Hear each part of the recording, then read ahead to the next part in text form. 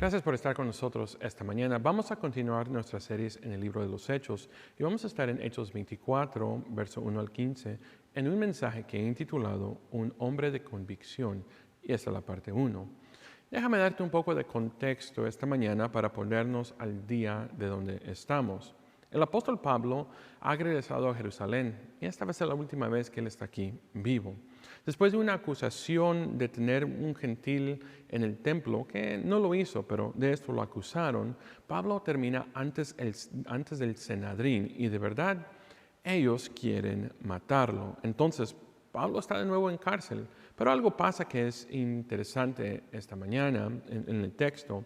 Es que cuando vimos esto la primera vez, vimos que el sobrino de Pablo viene y le cuenta que lo quieren matar. Así que lo que pasa, el que está encargado en este tiempo lo saca y lo manda de verdadmente para otro lugar. Lo manda para un hombre llamado Félix. Ahora, Pablo va a ser juzgado frente a Félix en un gran triato y el Sanedrín también ha traído su testigo para testificar contra el mal que Pablo está haciendo. Aquí está el punto número 1 para nosotros esta mañana. Cuando vivimos para Cristo, habrá algunos que estarán en contra de nosotros. Mire conmigo esta mañana, Hechos capítulo 24, verso 1 al 5. 5 días después descendió el sumo sacerdote Ananías con algunos de los ancianos y en un cierto orador llamado Tertulo, y comparecieron ante el gobernador y contra Pablo. Y cuando éste fue llamado, Tertulo comenzó a acusarle diciendo: como debido a ti gozamos de gran paz y muchas cosas son bien gobernadas en el pueblo por tu prudencia. Oh excelentísimo Félix, lo recibimos en todo tiempo y en todo lugar con toda gratitud. Pero por no molestarte más largamente, te ruego que nos oigas brevemente conforme tu equidad, porque hemos hallado que este hombre es una plaga, es promotor de sediciones entre todos los judíos por todo el mundo y cabecilla y la secta de los nazarenos. Ok, mire lo que está pasando aquí. Este hombre llamado Tertulo acaba de llamar a Pablo una plaga, lo llamó una enfermedad y llamó a Pablo una cabecilla de una secta de nazarenos. Note algo muy importante aquí. Es la primera vez y la única vez en todo el Nuevo Testamento que el término para referirse a los cristianos es como nazareno. Porque sabemos que primero fueron llamados cristianos y eso lo vimos en Hechos capítulo 11, 26 cuando estaban en Antioquía. Pero piense esto. El término cristiano y nazareno de verdad son términos despectivos. En otras palabras, cuando dice cristiano, ¿crees que tú eres un pequeño Cristo? Eso es lo que significaba ser cristiano. Pero la palabra nazareno también era un término despectivo. Jesús era de la ciudad de Nazaret, que se consideraba una ciudad un poco insignificante. Ser llamado nazareno es un insulto y ahora los cristianos también están siendo llamados nazarenos. Aquí está el punto número 2 para nosotros esta mañana. Cuando vivimos para Cristo, no hay nada que temer de la verdad. Ahora, los acusadores de Pablo declaran sus cargos específicos, entonces Tertulo continúa diciendo, mira lo que está diciendo aquí, Hechos capítulo 24, versos 6 al 9. Intentó también profanar el templo y prendiéndole quisimos juzgarle conforme a nuestra ley, pero intervino el tribuno Lisías con gran violencia y le quitó de nuestras manos. Mandato a sus acusadores que viniesen a ti. Tú mismo, pues, al juzgarle podrías informarle de todas estas cosas de que le acusamos. Los judíos también confirmaban diciendo, ha sido así todo. Ok, antes de continuar tengo que decir algo aquí, porque permítame abordar un problema, si lo puedes ver de esa manera, que algunos de ustedes tal vez están teniendo esta mañana. Yo estoy leyendo de la versión Reina Valera 1960. Y es posible esta mañana que con toda la gente que hay aquí en nuestras ubicaciones, que tal vez no tengas esa versión. Y tal vez tu versión no tiene el verso 7. Por tanto, se cree que el verso 7 fue agregado por un escriba. Un escriba es el hombre que copiaba la Biblia y en esos tiempos puso tal vez una nota al margen, y esto a veces sucede. Pero no piense que porque esto está aquí, la Biblia no es digna de confianza debido a esto. Puesto que no se cree que Lucas sea el autor del versículo 7, fue algún otro hombre, un escriba. Algunas versiones de la Biblia lo omitieron porque solían solo incluir específicamente, exactamente lo que Lucas había puesto o que él escribió. Ahora, es importante recordar que los versículos en cuestión son de menor importancia. ¿Por qué? Porque ninguno de ellos cambia la manera de los temas cruciales de la Biblia, no tiene ningún impacto en las doctrinas de la Biblia, la muerte, la resurrección de Jesús, siendo el único camino a la salvación y las doctrinas del cielo, el infierno, el pecado y la redención y la naturaleza y el carácter de Dios. Realmente es una cuestión de determinar a través de una cuidadosa investigación y ciencia textual. ¿Qué contenido era más probable la forma parte de los manuscritos originales de la Biblia? Específicamente verso 7, no. Así que el verso 7 se puede ver como una nota al margen, de verdad dice, y de verdad lo que dice el verso 7 es algo que ya hemos leído en Hechos capítulo 23. Pero intervino el tribunal Lisas con gran violencia y quitó a nuestras manos. Si quieres ver todo ese verso en su contexto o de qué está hablando, el capítulo 23 te lo enseña. Entonces, continuamos aquí. Entonces comienza este juicio, y el juicio comienza con el fiscal llamado a este hombre llamado Tertulo. Evidentemente era judío helenístico, porque su nombre es un nombre romano. Entonces Tertulo es abogado del Sanedrín en Jerusalén para representar su caso ante este procurador Antonio Félix. El Tertulo se pone grueso, está presentando una acusación muy fuerte contra Pablo. Permítame parafrasar lo que este Tertulo dice. Dice, oh Félix, eres tan asombroso y tenemos paz porque tú estás en cargo. Mire cómo empieza bien bonito para tratar de suavizar el corazón de este Félix. Pero luego se enfrenta a Pablo y trae las acusaciones. El versículo 9 dice, los judíos también se unieron a la acusación y afirmaron que todas las cosas eran ciertas. Imagínense la escena aquí conmigo un momento. Están en Cesarea, el gobernador de Judea está ahí y el abogado presenta esto. Los gobernadores judíos, el Sanedrín, han viajado 65 millas desde Jerusalén para estar aquí. Y todos están sentados asistiendo a este Tertulo, hablando, tal vez diciendo, nosotros lo vimos, sí, para tratar de traer esta como tensión. Y ahora aquí está Pablo, se pone de pie. Recuerde, Pablo está solo. No tiene abogado que lo presente. Pero también recuerda que Pablo es un hombre brillante, muy inteligente. Y también Pablo tiene el Espíritu Santo para guiarlo y asistirlo. Entonces se podría decir que no están tan solo como ellos piensan. El Sanedrín tiene sus abogados y están asistiendo y con la cabeza con todos los abogados y creen que están ganando. Aquí está el punto para nosotros. Cuando vivimos para Cristo, recuerde que Jesús es nuestro defensor. Ahora, Hechos capítulo 24, verso 10 al 14, dice así. Habiéndole hecho señal el gobernador a Pablo para que hablase, éste respondió, ¿por qué sé que hace muchos años eres juez de esta nación? Con buen ánimo haré mi defensa. Como puedes cerciorarte, no se hace más de 12 días que subí a adorar a Jerusalén.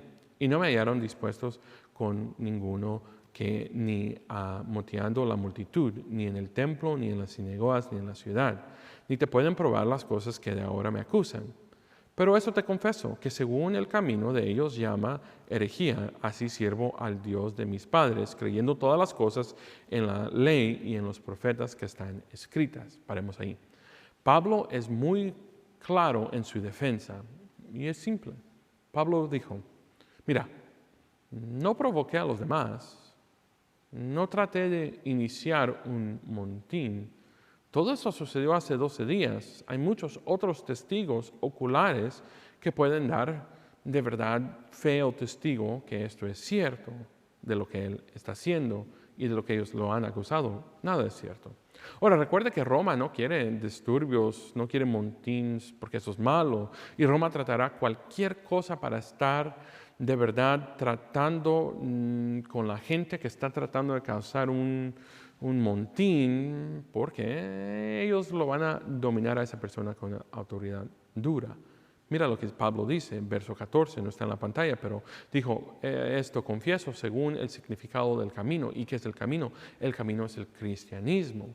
Es un seguidor de Jesús porque Jesús dijo que Él es el camino, la verdad y la vida. Y Pablo luego dice, y adoro a Dios nuestro Padre, creyendo, si te gusta subrayar, subraya, todo lo que la ley y los profetas han escrito. Wow, aquí está Pablo confesando que creen la misma cosa. Y Pablo lo cree todo. Ahora, una pregunta que sería para nosotros esta mañana, ¿puedes tú decir eso? ¿Crees en todas las cosas escritas en el Antiguo Testamento, la ley y los profetas?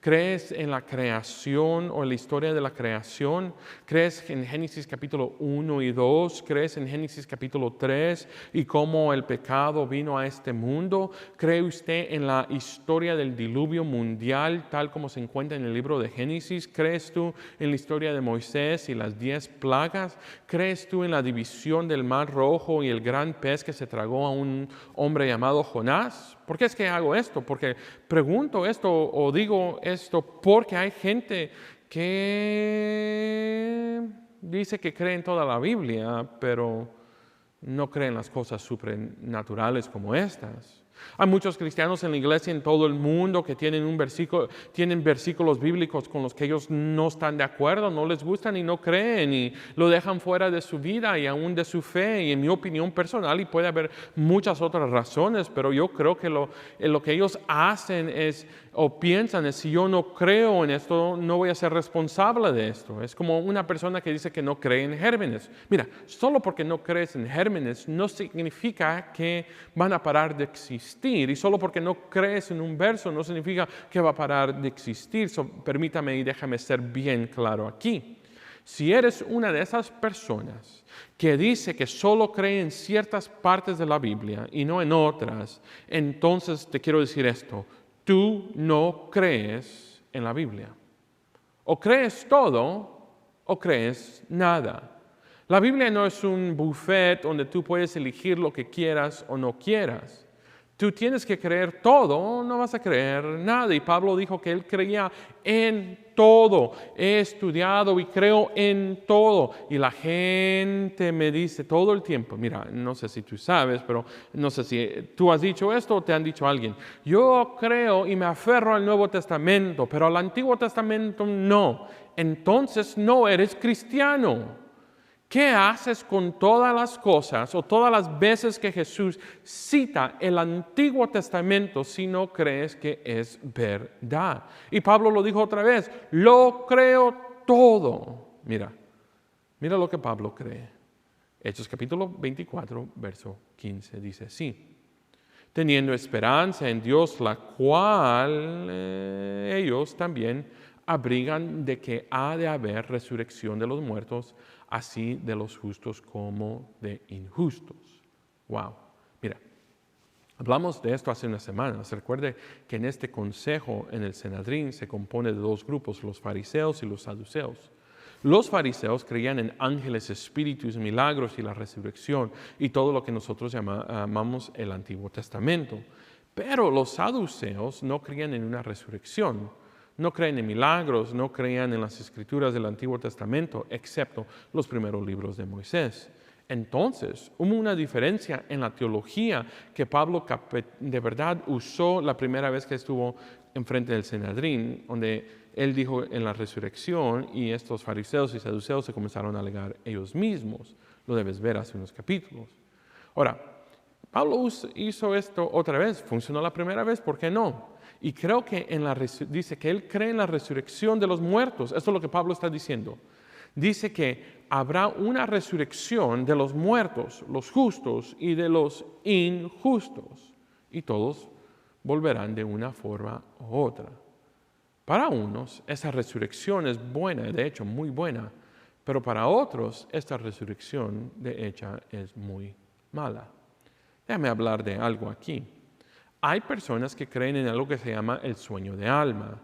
A decir que el sueño de alma es una creencia que después que una persona muere, su alma duerme hasta la resurrección y el juicio final. Escúchame aquí lo que voy a decir. El concepto de sueño de alma y el concepto de un purgatorio no es bíblico. El concepto, estos no se encuentran en la Biblia. Entonces, para aquellos que esperan una resurrección, el sueño es una metáfora para la muerte. La muerte es un sueño para el creyente porque es temporal y la resurrección es el despertar. Entonces la pregunta debe ser exactamente qué es lo que duerme y qué es lo que queda despierto. Bueno, es el cuerpo que duerme y no el alma. El cuerpo, cuando está muerto, parece descansando y como que está en sueño. Y eso da lugar a la metáfora del sueño. Pero el alma no duerme. Alguien me dijo una vez, por eso es que tenemos sueños, porque nuestro cuerpo está dormido, pero nuestra alma no. En el momento en que experimentamos la muerte física, nuestras almas son transformadas, son transferidas a un lugar diferente. Para los creyentes, estar ausente del cuerpo es estar en la presencia del Señor, 2 Corintios capítulo 5, Filipenses capítulo 1. Pero para el incrédulo, dormir, morir, significa castigo eterno en infierno. Lucas capítulo 16. Mire, vamos a ver algo aquí un poquito más para profundizar lo que estamos hablando ahorita. Si puede ver Hebreos capítulo 9, verso 27 al 28, dice así: y de la manera que está establecido para los hombres que mueran una sola vez, y después de esto es el juicio. Así también Cristo fue ofrecido una sola vez para llevar los pecados de muchos y aparece por segunda vez sin la relación con el pecado para salvar a los que lo esperan. Ahora, en el contexto de este pasaje hay un punto importante sobre la muerte sacrificial de Jesucristo. A menudo queremos comparar el sacrificio ofrecido a Jesús con el antiguo pacto, pero yo entiendo por qué lo estamos haciendo, pero no es exactamente como en el Antiguo Testamento.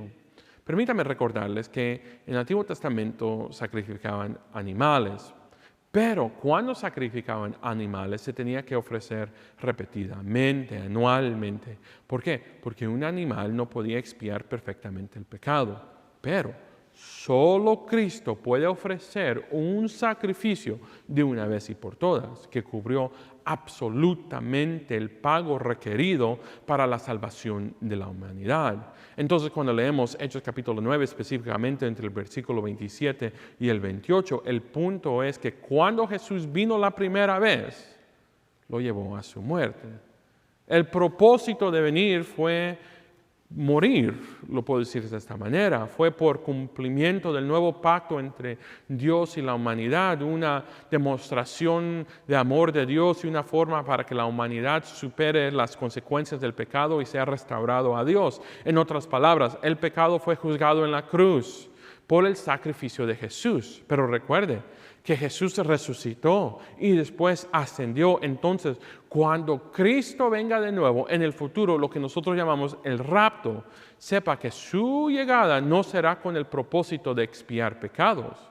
Esto ya sucedió cuando vino la primera vez. En cambio, el rapto será para aplicar lo que ya se ha logrado y para marcar el comienzo del juicio final. Tito capítulo 2. Se puede decir que el cuerpo de una persona está dormida mientras su alma está en el paraíso o en el Hades. Así es como lo dice la Biblia. Ten en cuenta que la palabra paraíso es un sinónimo con el cielo y Hades también es una referencia general a un lugar de los muertos. Ahora, el lugar de Hades está dividido en dos partes. Hay una parte de Hades que es una bendición, es donde estaba Lázaro en Lucas capítulo 16, y la otra parte de Hades es un lugar de tormento, donde estaba el hombre rico en Lucas capítulo 16. Pero en la resurrección, el rapto, el cuerpo es despertado y transformado, a un cuerpo eterno que una persona poseerá para siempre, ya sea en el cielo o en el infierno. Ahora, los redimidos, hechos justos por la sangre de Cristo, habitarán a un cielo nuevo y una tierra nueva. Y los no redimidos, pues que permanecieron en su pecado, serán arrojados al lago de fuego. Aquí está la aplicación para nosotros esta mañana. Cristo en su primera venida vino a ser nuestro Salvador a través del sacrificio, pero en su segunda venida Él viene a ser nuestro Rey. De verdad me gusta cómo lo dijo Pastor Phil Neighbors, lo dijo de esta manera. La primera vez vino para redimir y la segunda vez viene para reinar. Antes de continuar, necesitamos entender algo, que hay dos partes a la segunda venida. La primera parte es el rapto y la segunda venida de Cristo a menudo se confunden muchas veces. Es bien difícil determinar qué versículo, cuando estás hablando o estudiando un versículo, si está hablando del rapto o de la segunda venida. Sin embargo, al estudiar la profecía bíblica del fin de los tiempos, es muy importante diferenciar entre estos dos eventos, el rapto y la segunda venida. Déjame decir, el rapto es cuando Jesucristo regresa para quitar a la iglesia, todos los creyentes de la tierra. El rapto se describe en 1 Tesalonicenses capítulo 4, 1 Corintios 15. Los creyentes que habrán muerto van a ser los primeros que resucitan, y después los creyentes que están viviendo, y nos vamos a encontrar con el Señor en el aire.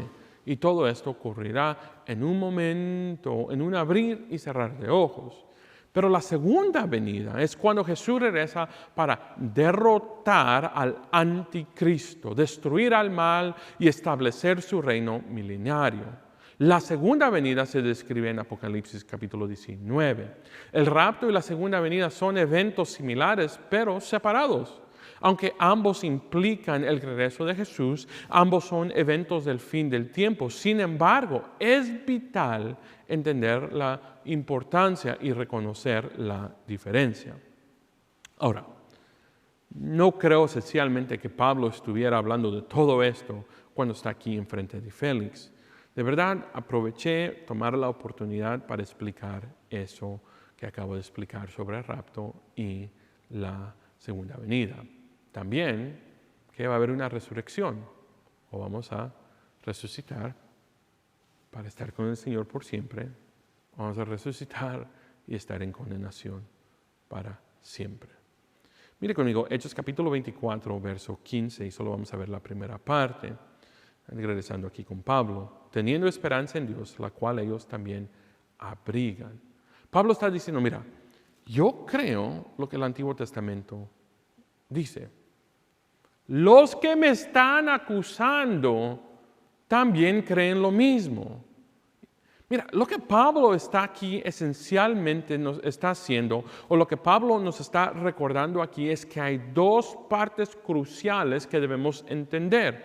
Número uno, todos van a morir. Número dos, algunos se levantarán a su Salvador y otros serán llevados al juicio.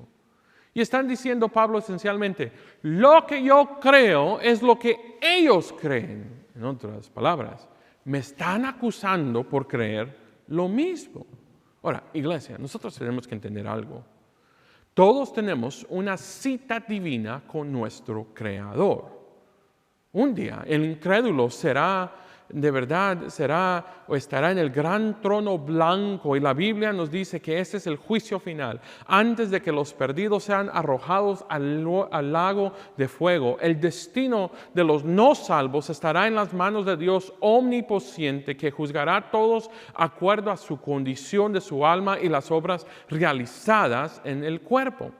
Pero hoy, nosotros debemos, si lo puedo decir eso, elegir nuestro destino, aceptando o rechazando el sacrificio de Cristo, el sacrificio que Él tomó en nuestro nombre. Ahora, debemos tomar esta decisión antes de nuestras vidas físicas lleguen al fin. Después de morir ya no tenemos una opción. Ahora, la Biblia es bien clara que la salvación es totalmente una obra de Dios. Ahora, nosotros no podemos hacer nada para asegurar la salvación para nosotros mismos. El Señor nos elige, nos trae hacia Él y nos da una vida y nos preserva. Pero hay algo también que tenemos que entender, que al mismo tiempo la Biblia ordena a todos que se arrepientan y crean en Cristo. El hecho es que se nos ordene arrepentimiento parece implicar un ejercicio de la voluntad. Así que esta mañana, si no eres creyente, entonces te insto que te arrepientas de tu pecado y te arrojes a la misericordia de nuestro Dios en Cristo. Ahora, están acusando a Pablo por predicar el Evangelio. Están acusando a Pablo por, de verdad, creer lo que ellos creían. Pero ellos no creían todo completo. Pablo había visto a Jesús, había conocido a Jesús, creyó en Jesús.